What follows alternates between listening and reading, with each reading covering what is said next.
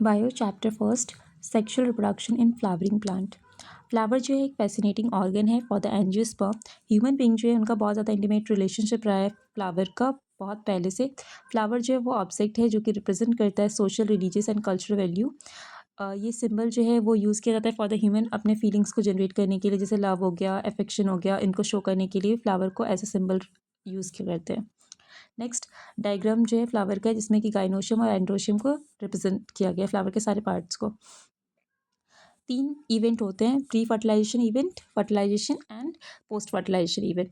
तो किस तरीके से स्पोरोजेनेसिस होता है, मेगा स्पोरोजेनेसिस होता है, क्या क्या स्ट्रक्चर फॉर्मेशन होता है, किस तरीके से हार्मोनल चेंजेस होता है फ्लावर के अंदर, ताकि जो बर्ड्स है उससे फ्लावर का डेवलपमेंट हो सके।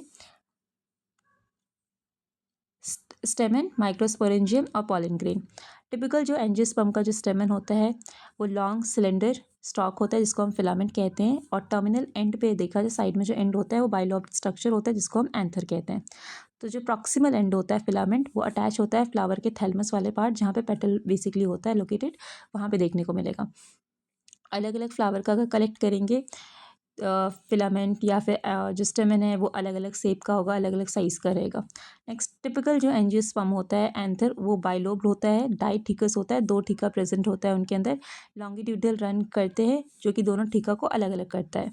नेक्स्ट बाइलोब नेचर जो होता है एंथर का वो अलग होता है, जब ट्रांसफर सेक्शन करते हैं तो 4 साइड दिखता है जिसको हम टेट्रागोनल कहते हैं, और 4 माइक्रोस्पोरेंजिया लोकेट किया जाता है। नेक्स्ट माइक्रोस्पोरेंजिया जो होता है फर्दर डेवलपमेंट करता है और वो पॉलन सैक बन जाता है जहाँ पे बेसिकली पॉलन ग्रेन डेवलप होता है। नेक्स्ट स्ट्रक्चर ऑफ माइक्रोस्पोरेंजियम, ये रहा माइक्रोस्पोरेंजियम। इसके 4 लेयर्स होते हैं, 4 वॉल होता है बेसिकली। सबसे पहला लेयर होता है सबसे आउटर साइड एपिडर्मिस, फिर endothecium, middle layer and tapetum.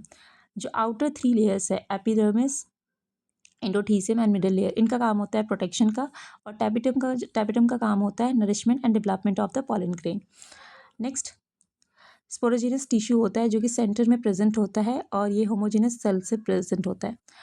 Next आता है माइक्रोस्पोरोजेनेसिस। माइक्रोस्पोरोजेनेसिस जो होता है वो एक ऐसा प्रोसेस है जिसमें कि माइक्रोस्पोर का फॉर्मेशन होता है from the microspore mother cell. The formation of microspore from the microspore mother cell is known as microsporogenesis.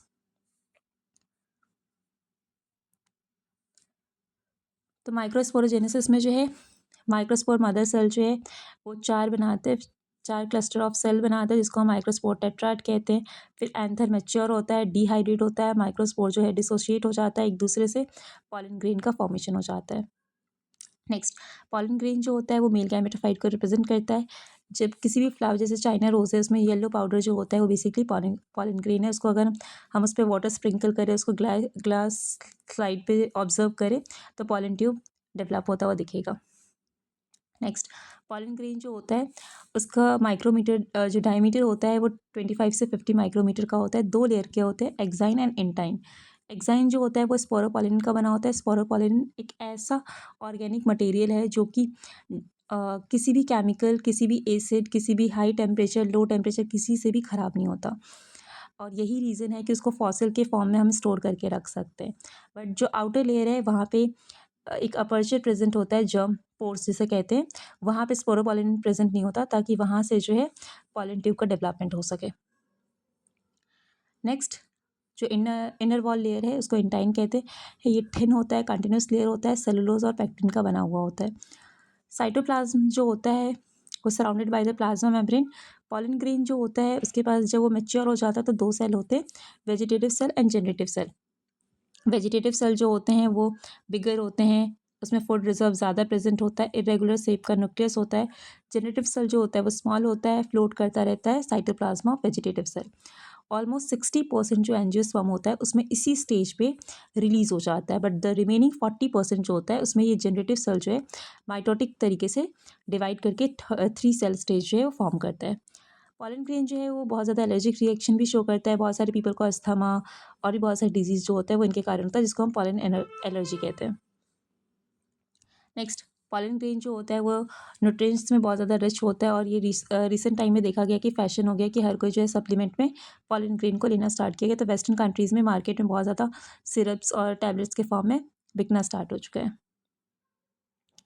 Next after the release pollen grain जो है वो कितने टाइम तक लाइफ करता है, वो अलग अलग प्लांट्स में अलग अलग डिफर करता है। जैसे कि जो सीरियल्स होते हैं, राइस, व्हीट, उनमें सिर्फ 30 मिनट्स तक होता है।